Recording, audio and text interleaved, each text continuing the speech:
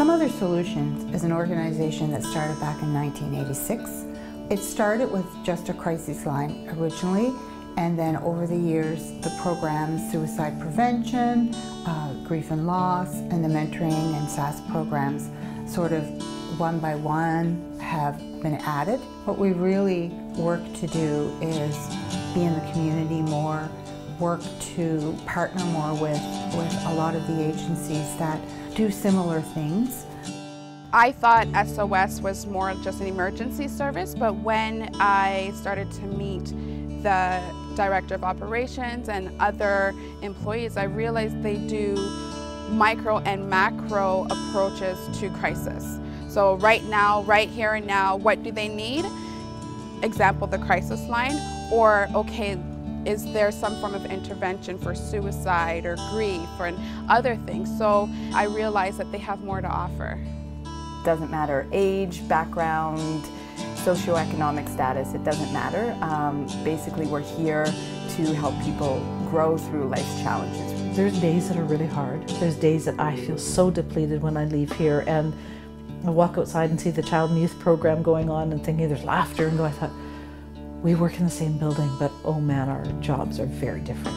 But I love what I do, because when I start to see the resiliency, when I start to see some laughter, when I start to see people buoyed up and know that they're cared for and loved, and it's so meaningful.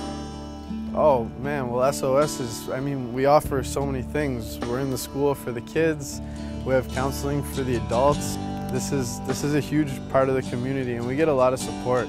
But we're very well received in the community. We're very integrated in most of the schools.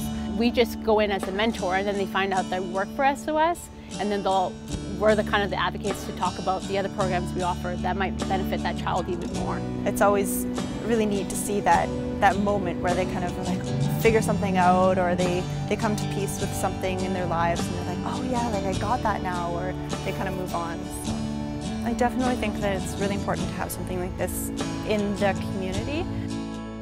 I think it's invaluable. You really need someone to kind of like bridge that gap between all the other organizations and to really help find the different types of housing and just navigate the system overall, because the system here is really confusing.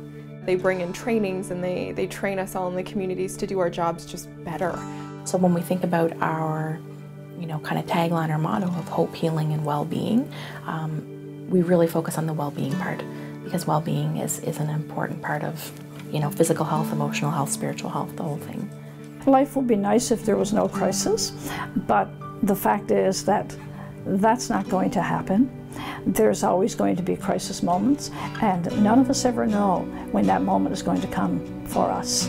It doesn't mean that you're not a strong person if you say you're in a crisis moment. It happens to all of us, and yeah, it's very important to maintain the service here and keep it going.